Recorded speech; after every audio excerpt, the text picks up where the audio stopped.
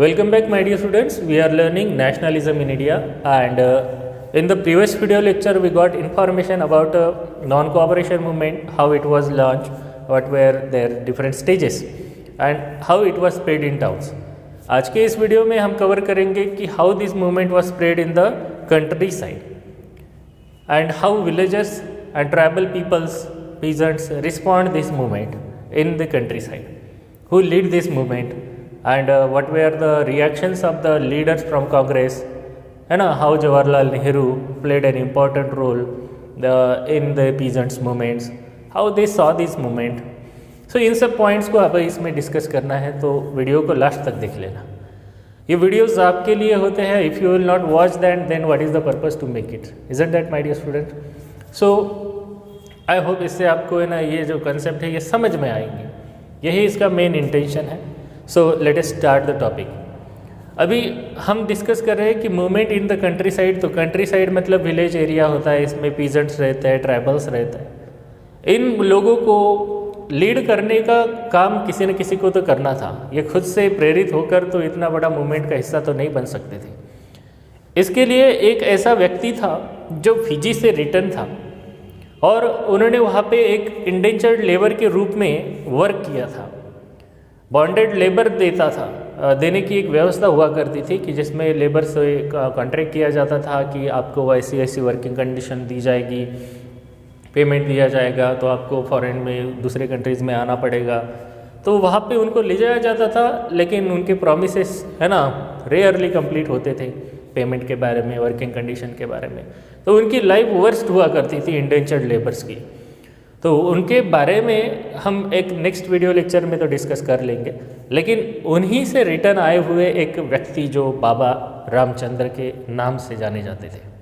Baba Ramchandra, he was a सन्यासी and he lead this movement in the countryside.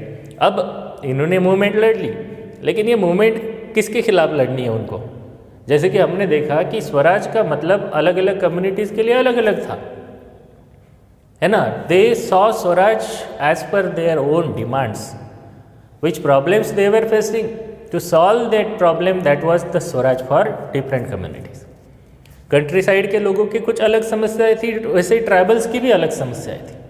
Country side के लोगों की समस्या मोस्टली किसके खिलाफ थी? तालुकादार और लैंडलॉर्ड्स के खिलाफ. जो तालुकादार लैंडलॉर्ड लोग हुआ करते थे वो ज़मीन के ऊपर हाई रेंट लेते थे. जो भी पीजेंट ज़मीनें काम करते थे उनको रेंट देना पड़ता था, जो टेनेंट थे उनको रेंट देना पड़ता था, टैक्सेस चुकाने पड़ते थे. इवन कुछ और भी टैक्सेस उनसे वसूले जाते थे. तो इन टैक्सेस से छुटकारा पाना, यही तो इन लोगों की डिमांड थी. And that is why people from country side they join this movement. कि भाई कंट्री साइड से ये जो लोग हैं इस मूवमेंट को ज्वाइन हो गए हैं. इसके लिए बाबा रामचंद्र ने इन मूवमेंट के द्वारा बहुत सारे सत्याग्रह किए, स्ट्राइक ऑर्गेनाइज किए. इसमें का एक एग्जाम्पल हम दे सकते हैं, नाई dhobi strike. Nai dhobi strikes were organize by panchayats to deprive landlords and from their different services. कि जो नाई एंड धोबी है, मतलब बार्बर और वॉशरमैन्स, ये अपना काम उनको नहीं करेंगे, उनकी सर्विसेज नहीं करेंगे. क्यों? क्योंकि ये इनके खिलाफ है, इन लोगों के खिलाफ है. उनके डिमांड वो फुलफिल नहीं कर रहे थे, इसीलिए इन लोगों ने स्ट्राइक करवाया. इतना ही नहीं, अगर हम जून की बात करेंगे, जून 1920s में जवाहरलाल नेहरू खुद आए और उन्होंने देखा, इनके साथ देखना शुरू किया विलेजर्स के क्या डिमांड्स है. इसको भी उन्होंने उनके साथ डिस्कस करने के लिए वो आए.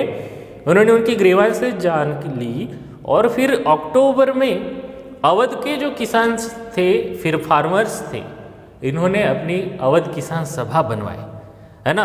और अवध किसान सभा ये जवाहरलाल नेहरू, बाबा रामचंद्र और कुछ अदर्स लोगों के इनिशिएटिव से इस्टेब्लिश हो गई. And you can't imagine that एक महीने के अंदर उसके मोर देन 300 ब्रांचेस सेटअप हो गए. इन ब्रांचेस ने इतने ज़्यादा से मास अगाइटेशन किया, तालुकादार्स के खिलाफ आंदोलन किया. गांधी जी के नाम से ये लोग खुद ही क्या बोलते थे कि अब हमें है ना टैक्सेस से राहत मिलने वाली है, ज़मीनें भी क्या हो जाएंगी, फिर से रीडिस्ट्रीब्यूट हो जाएगी, तो अब हम है ना इससे मुक्त हो जाएंगे. एक्चुअली ये तो विजन नहीं था ना, कांग्रेस में इसमें पूरी तरह से पार्टिसिपेट ही नहीं किया गया था। ओके, कांग्रेस के तरफ से जवाहरलाल नेहरू आए, उन्होंने इसको थोड़ा सा सपोर्ट किया, तो उन्होंने देखा कि किस तरह से ये मूवमेंट अब कंट्री साइड में स्प्रेड हो गई। So this was all about the movement in the country side.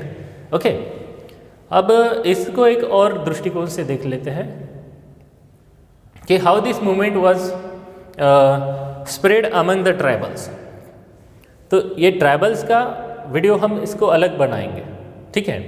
तो आई होप आपको यहाँ तक समझ में आया होगा कि how this movement spread in the countryside, Baba Ramchandra का रोल, जवाहरलाल नेहरू जी का रोल, और फिर किस तरह से इतने सारे ब्रांचेस उसके ओपन हो जाते हैं और मूवमेंट इतनी स्प्रेड हो जाती है।